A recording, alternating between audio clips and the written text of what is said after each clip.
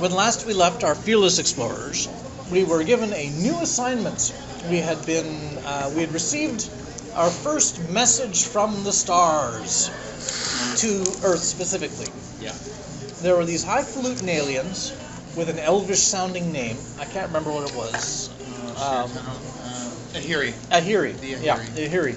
Who were all like elvishly smug about their superiority. They invited us. And they seemed somewhat transcendent, like they were, like they were like, we remember back when we were like you, kind of thing, right? Yeah. They think they're transcendent. They think they. I mean, they didn't say they're transcendent, but it seems like they think at least they're like way, We remember when we first crawled out of the ooze. Yeah, well, specifically, so they invite. Actually, it's relevant. We're invited to participate in an art competition, the 111,000th blah blah blah, some number I can't remember, arts gala, and we're invited to submit a piece of art in the crawling species category. What a bunch of pretentious. Oh yeah. Yep, we're in the crawling species category. So anyway, our mission is to go to this art gala, make a positive contact with the galactic community, because it seems that there's like a galactic community out there. Yeah. This is our in. This is going to be our first impression that we make with the galactic community. So go there, make a positive impression, try to win if we can, but don't worry too much about that because it's unlikely. Yeah. Flint Daniels is totally obsessed with submitting the Mona Lisa as Earth's greatest piece of art. It's tiny. I've seen it. Yeah, Kill also is totally puzzled. He's like, it's just some picture of a smiling man. I don't understand. That's pretty apt. Yeah. Some small picture. Yeah. It's only 8 by 10. Yeah. Well, they wouldn't let us. Yeah, they wouldn't let us take the original, seeing as our ships tend to blow up. So we had to take copies. Yeah. And we took some like music and video games and some stuff, but like we just took a bunch of crap, like some stuff that we thought was good, I guess. I was like, video games aren't art. But anyway, so we go there, and we get shot down, of course, because we almost made it. We almost made it, but didn't. We've almost made it a number of times now.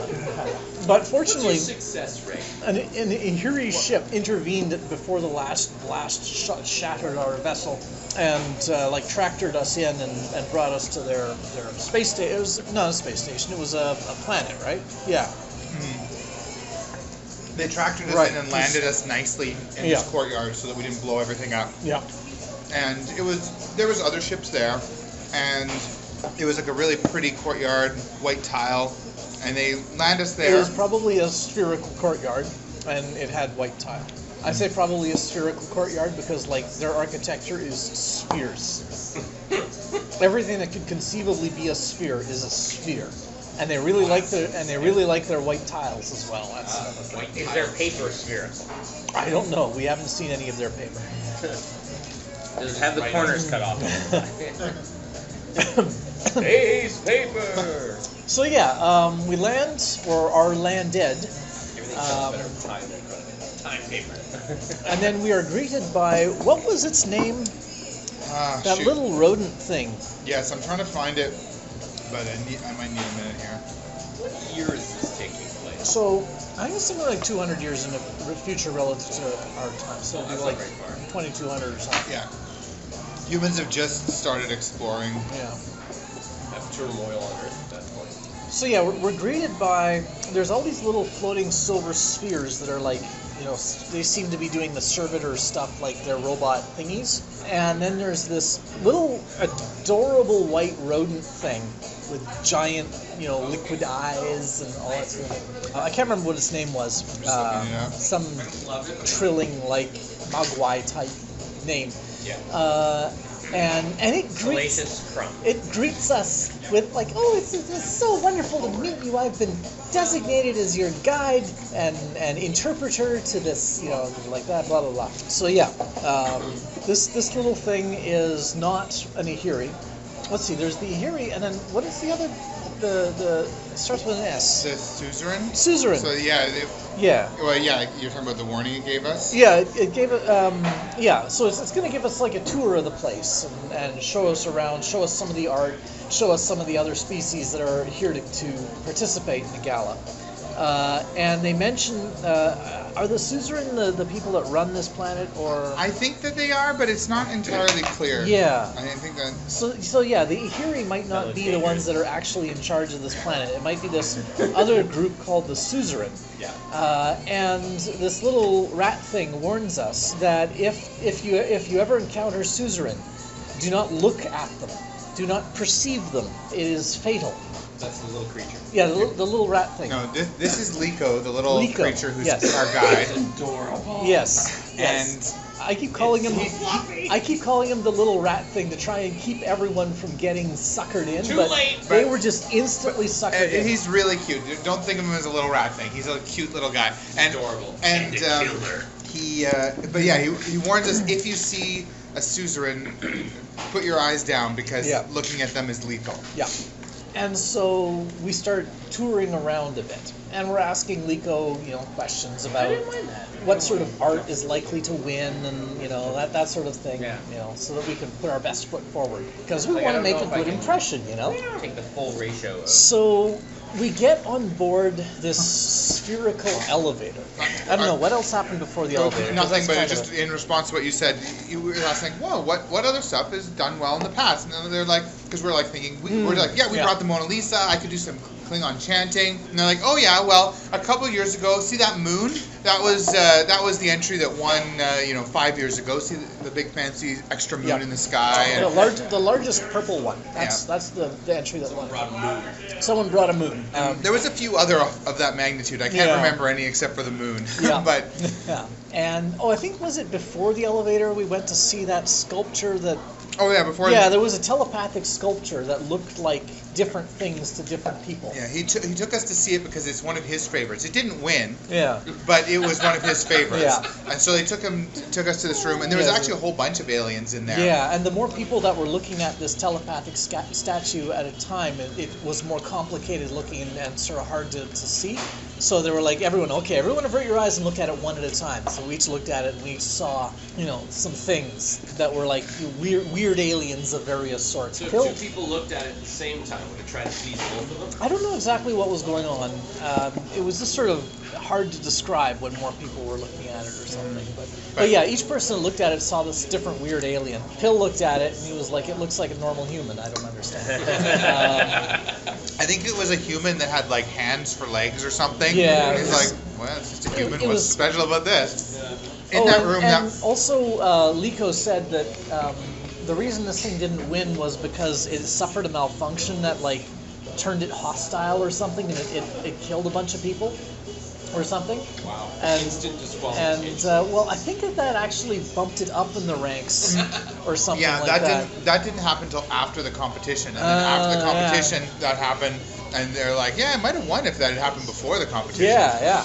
So anyway, then we're gonna take. In that room, Oh, right. there was a whole bunch of other aliens. So this is like Oh, our this first guy, contact with yes. lots of different aliens. And the aliens had so far, like, as humans come by, they were like looking at them sidelong and like really interested in them, and but like not approaching. But Was yeah. that the proboscis monkey guy? Yeah, there was, these two aliens came up to us, and one guy is like, I don't remember, it was like a very Like gray stoic, alien face, and he's just like, completely still. He just stoic. comes up, and he comes up with this other guy who Robin used a picture of a proboscis monkey, and he's like, hey guys, it's so good to meet you. Oh, Hey, look, yeah, this- I'm so this is excited. This is so amazing. This is so amazing. I get to meet some humans. So he starts chatting about stuff, and I don't remember what he exactly even talked to us about. Yeah, he was just We just kind of had a rambling on. conversation He- about he- art and what he was. What, He was like a dealer. He was looking Right. for things to resell. So right, he right. comes to these art competitions and like I don't know. I guess Goes tries after the tries to swindle people out of their losing entries or something like that. He didn't necessarily swindle us or Yeah, anything, but he was. Yeah, he might. But he didn't give any indications of being dishonest. he didn't seem like a very classy guy. That's true. So He was not classy. Yeah. And he kept talking to the stoic alien as if he like understood. He's like, oh man, I can't remember the alien's name.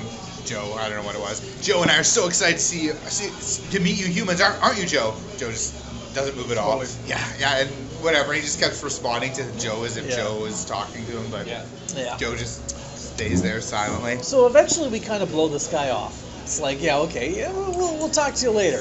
Good to meet you, but we got other stuff we got to do as well. It's like, oh, I understand. I'll see you around later. And so then we get into the spherical elevator. And there's this other Hit alien. it with a spade. No, that comes in a moment.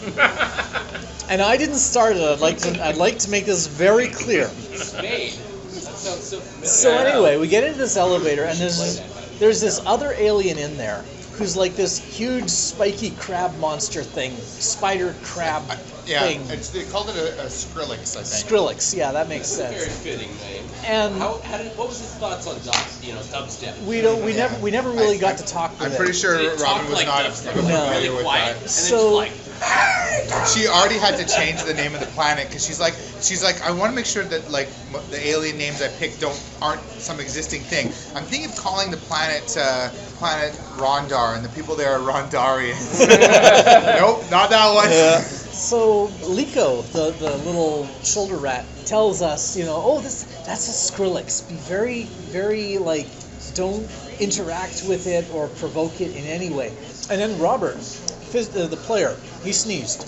Oh, he coughed. Coughed? It was cough. I thought it was a sneeze. No, I remember it was cough because Robin talked to me after about Yeah. how she's like, Robert often coughs, so I was counting on him coughing. Yeah. Okay. So yeah, combat immediately ensued. Yeah, because it was like this, don't make any movements, and cough, your character coughed, it attacks. Yeah. So we had this combat in the elevator. We were like crammed in there with this giant spider crab monster thing, and it had incredibly stats. It was like super tough and super powerful. We were like, holy crap! So we just unloaded on this thing like the instant we could with all of our guns. We were like, ah! Yeah, everyone's like, no, what's going on? And I'm like, today is a good day to die. And he pulls out like a Gatling laser. And he's like firing a Gatling laser inside the elevator. Like, boom, boom, boom. Yeah. And then Lieutenant Dr. Yoon unlimbers her rocket launcher. No, it was actually me. It was you? Yeah, she was smart enough not to do Oh. that. But we were like fighting it, and Yep. we actually were getting to the point where we might actually be able to beat it. And we're like, okay, Yep. we have to do massive damage. And if I shoot the rocket launcher in here, we're all going to take damage. But it'll- it's the only way Yep. and I know at the end of that, Yeah. And I think Yoon and Anpele will be down, but the rest of us will still be alive, and it Yeah. will be dead. Yeah. So I pull out my rocket launcher and blast it. And at that point, Robin's like, "You're blasting it with little Liko in the room?" yeah. And she pulls out his stats. He has like 1 hit point, and He of has- course everything's already all locked in Yeah. with his space alert. I'm like, but my character would have known. She's like, no. Liko, not only did Liko have 1 hit point, but he also had a couple of attacks that were like, A tear He- leaks from his eye. and you pain. feel pain in your heart from the Yeah. yes, and his whimper disrupts your concentration because it's so pitiful. The guilt you feel just racks you for hours, causing you physical pain. So that was Liko's attack. So anyway, but yeah, Pill sees Hawking take out the rocket launcher. He doesn't have a rocket launcher, but he does have grenades. So he pulls out a grenade, to go with the thing. Yes, which and throws it, and then at that point realizes, wait, this goes off next round, Yeah. and we're all out of like health and everything. We're like, oh, we'll still be standing with 1 hit point left, and then Phil's like, I set up a grenade next round. I am helping. It was rolls along it the was- floor and you're all standing there staring at it. It was a Yeah, it's just like genuine. everyone's like, oh, we made it, we survived. It was a genuine oversight.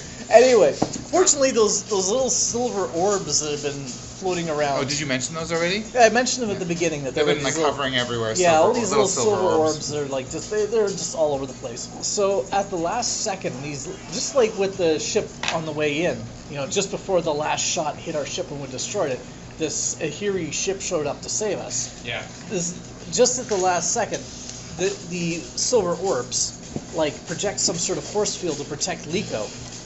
And then after the rocket goes off and everyone's just barely alive and the Skrillex is down, they project another force field over the grenade. So it blows a hole through the floor. No, it goes through the floor, blows a hole through the floor. And so, yeah, we survived. Sorry, they want to see my chicken reaction. Actually, I think Anyway. So the combat worked out all right then. We survived, Liko survived, the Skrillex learned its lesson about messing with humanity, I guess. I think or it was something. taken away to some kind of like, Yeah. it wasn't re-education center, but something like that, like Yeah. a re. Yeah, it was vaguely menacing, I guess. But anyway, And so we're like shown to our quarters. They don't seem to have any particular problem with what just happened. You know, Or like this. it's like, yeah, this sort of thing happens, and the spheres took care of it. Force field. Yeah, of course. I mean, they I strip. guess they deal with lots of Yeah, alien yeah. races interacting, so they have those guys ready. And So I'm like, you know, they probably the spheres were there right from the beginning. I don't know why they didn't intervene right away. well, actually, My guess- Liko mentioned that he was mentioning that it was surprising they didn't intervene right away. Like, Yeah. why didn't they just immediately stop what was going on Yeah. instead of waiting till the last second? But Yeah. But anyway, Dun, dun. just like I said, they're up to something no good, we hope. So we're taken to our quarters. and it all takes place through like we're going through these tubes, and it's all like mist around us, and we kind of So yeah, we're shown to our quarters, which are a big spherical room with white tile. oh yeah, that's what I was saying. It's it becomes clear at this point that we're like up in the sky. We're in the clouds. So everything's like way up. Yeah, up, there's all hovering. these spherical windows that look out over the. Spherical windows. Brian's just. Yeah, they're circular windows. And also we talked to Liko some about like Oh yeah. about his stuff, and he says that His his people and his, what he's like up we talked to. about his mate, and his mate lives in the below lands or below place or something, which we kind of figure is just the ground. And Yeah. but he said something about like not seeing her or something. So I'm Yeah. not sure what that's about exactly. So the party starts interpreting all this into like some narrative in their head about how, you know, not seneschals, the the suzerains. suzerains are like some oppressive slavers that have like dominated these poor innocent little rodent things. And I mean, he And- does say that they don't have money because the suzerains give them everything. Yeah. Or maybe it's the Ehiri, I can't remember. They give them everything Yeah. that they need. I think it was the suzerain. Yeah. Because the Ehiri sort of have gone into the background now, and it's the suzerain seem Yeah, to be in so charge. they- They just keep them as pets. Yeah, they provide Yeah. everything they need, and they help by Yeah. doing and- stuff and touring people around, And, whatever. and so the party are like interpreting this as they're like slaves somehow or something like that. I don't know. Pill isn't really paying a lot of attention to this stuff because, you know, he's not really trusting them or anything. He sort of wants to see what's going on and not leap to conclusions like everyone else in the party is leaping to. So we get into the room, and those silver spheres are still everywhere. And we ask Liko what's up with them, and they're monitoring or something. And so we ask Liko if we can get some privacy, and Liko's like, no, you know, they record everything, everywhere, all the time, and stuff like that. So then the party is immediately, aha, they are evil. So we start like trying to come up with some way to get some privacy. John remembers from Colossus the Forbidden Project a gambit wherein we like pretend that we are mating with each other or something. Yeah, because you Yeah. remember? Have you seen Colossus the Forbidden Project? It's where the super AI like takes over everything, Yeah. but he asks for, but it The keeps him as like a protagonist, slave. the So it keeps the protagonist as a slave. And long story short, he wants some privacy, so he asks for a mistress because he's like, okay, I'll do what you want, but I need a mistress. And of course he picks for his mistress the smart scientist because he wants to and he's collaborate. like, we need privacy when we have our intimate encounters, and so the AI agrees to give them privacy because otherwise it's not the same, right? If he knows it's Yeah. listening, and so they use that as like to discuss their plans to overthrow the AI. So yeah, what do? Some of the party decides that they will fight each other, and that draws the attention of the spheres. So they're all like watching the party fighting each other. Yeah. Hawking and who was it? Flint Daniels. Flint Daniels challenged Hawking because Yes. Flint Daniels was really obsessed with the spheres must be bad and we needed to get privacy from them, and so he challenged Hawking to a fight, and then like it was kind of like a fun contest, but then he called Hawking a coward or Yeah, something. So yeah, then everything then got Hawking serious. just started like trying to actually Yeah. seriously injure him, and they were having a huge battle. And they in this room there was kind of like I forget what central command, or it was like a replicator. It could make stuff, but we'd asked for stuff and it didn't quite give us what we wanted. But we'd asked for some office furniture because we thought cubicles might we could go Yeah. into a cubicle. So I was sure it's open concept, but we can get some privacy with a few dividers. It'll be fine. yeah. Hawking and Daniels had had a big fight, and he got pretty lucky. So he it was down to the last thing, but finally I smashed an office divider over his head and knocked him out, and he took an injury. Yeah. But then I picked him up and said, now we are brothers. So While all that's going on, Pill is using his quadcorder to try and figure out how to jam the transmissions of those silver sphere things. And he does. He figures out how to do that. And did we because we figured out that or- the spheres they're not like all controlled by some central AI. They each have their own Yeah, locus they're autonomous. Yeah, they're autonomous, but they are all communicating back to a central area, but they are autonomous of their own. Yeah. So what we decided to do is to jam the transmissions, and while the transmissions are jammed, we'll destroy all the spheres. And then whatever they have recorded during that period of communication blackout, they won't be able to transmit back. And the party just goes for it because I think it was more like Daniel. No, because that was what Daniels wanted. Yeah. And then when the opportunity presented himself, he started like trying to bust one open and wreck it, and Yeah. it started attacking. And then everyone was they were attacking us. So then half the party was like, we should blow up these spheres. Half the party's like, the spheres are attacking us. I guess we have to shoot them. Yeah. And so it just instantly turned into like everyone's shooting off their Gatling lasers and their rocket launchers and to shoot down these spheres. And all between all this office furniture that's been destroyed by a brawl. Yeah. So yeah. The I don't- picture of the aliens at the beginning of human. Yeah. Well, we blow one of them up. I can't remember how we like totally overwhelmed it and it just got disintegrated. Yeah, it was Like hard, that. except at the beginning we blew a couple up pretty Yeah. early, but They all had like non-lethal armament. Like they shot rubber bullets that were drugged. Yeah. And they had tasers and they had nets. I and all didn't think about sorts how of stuff like that. tasers were non-lethal. Yeah, they used a lot of non-lethal damage, They- and we blowed them up. None of them had anything that could do actual like damage. Kill, yeah. It was all non-lethal. We're really not making a good impression. I definitely noticed that when they were all flipped over. I was like, every single thing they do is non-lethal. At the end of the session, I was like And- looking back through our objectives that we were given, and one was make positive contact with the local species. Nope. So yeah, the first one we shot down, we just completely vaporized it because we overwhelmed it completely. And then things started to get a little bit more ragged because they're moving around and we're moving around. And then one of them we shot down. We just barely killed it. So we hit it with a laser and that destroyed it. So all it did was like burn a hole through it, and it hits the ground. And then we draw like some in the middle of combat, examine it like checks. And we're like, there's like charred bone in there. Yeah, these things are small, but apparently they're piloted. Oh god. Yeah, we figured out, yeah. and they detected it's like something sort of insectoid. It's hard to tell because they Yeah. are all just charred to a crisp. But Yeah. so we. So we're like, they're piloted because we're in the middle of combat. Well, and two of them. I mean, we discovered that right as we basically killed the last one, but two of them ran away and hid. And then we're like, so we asked We're the like thing to hunting. get rid of the office furniture. It gets rid of them, and we can see them. And then someone just like blows away one of them, and the other one just like starts cowering in the corner. And I think they were just gonna kill stuff, but I was my character was like 100% we'll kill them all, but out of character I was like, why are we killing this thing? It's like hiding from us, and it's clearly alive. So we finally. It's a witness. That Yeah. was actually That was- our motivation we at had that jammed point. their signal. We It was jammed their signal. But then we noticed through a crack in the door, because There were other ones out blown there a that crack were- in the door because the door had Yeah. actually been locked on us. They were watching us through Yeah. the crack in the door. And so I was like, I guess more killing. But then I think that like turned the tide on like people were like, I guess there's no point slaughtering them all. And I think I was people like like- Flint Daniels came to their senses.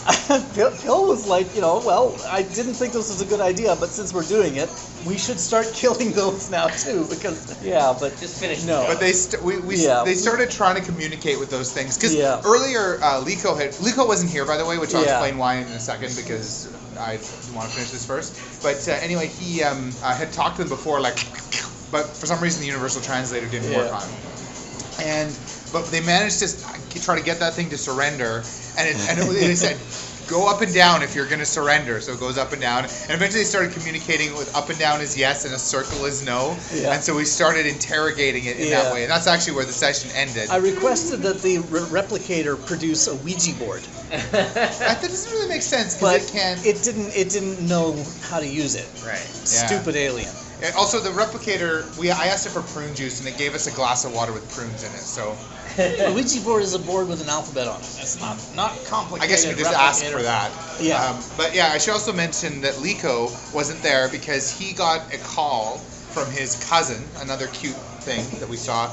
And basically, we overheard the end of his conversation in the other room where he's like, what, the people you were guiding, they looked at a suzerain, they didn't listen to you? Are they... Oh, of course they're in the hospital. What, extraplanar? Oh yeah, okay, that makes sense. Whatever, that's what we heard. Yeah. And then, oh no, and then later, so he left to go help his cousin. And they're like, no, they won't worry, they can't blame you for it, it's not your fault, don't worry, I'll come help you. Anyway, he comes back, or no, he gives us a message that says something's going really bad with I forget the name of those little alien guys, the little cute alien guys. Yeah. Something's going really wrong with them. You guys have got to get out of there now. And that's actually what precipitated us attacking. That's why we opened silver fire spheres. on everyone and everything. Yeah. Because we had to get out of there, and they had locked the door for our protection, but also we couldn't get out. But we had started getting out of the door, but we didn't want the silver spheres to see us getting out the door. So that's kind of what precipitated that. But You killed them all. So no, there's some that were watching from outside the door. So there's some watched us, and there was one that surrendered. Yeah. And Liko has told us to get out of where we are as quickly as possible because something is going horrible with the. Right. I can't remember their names. The little cute aliens. Mogwai. So yeah, Pill thinks that the party has made a terrible mistake. The party is hoping that these silver sphere things are really up to no good, because then that will retroactively justify all of our terrible, terrible actions. The median justification. Yep. So we'll see how it all goes. Yeah, I was looking through the thing, and it's like, okay, our 2 objectives: make positive contact. Nope. Win the art contest. Nope. Well, This is pretty. that's a wrap. I don't know. I it think depends on what your definition of positive Yeah. interactions are. this So- is performance art. Yeah. Yeah, It's that's like- our only hope. It's like Performance art. the human version of interpretive dance, That's right. where we murder you. Yeah. Yeah. Everyone we encounter. Yeah. I mean, Piss off and murder. You are doing it consistently. Yeah.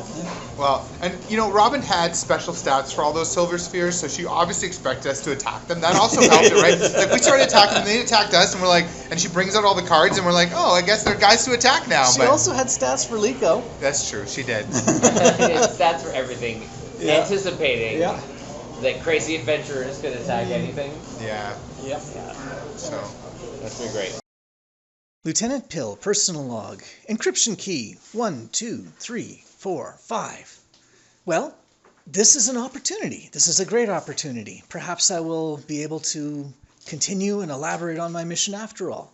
We've arrived at a planet where dozens, possibly hundreds of different species have all come together in peace.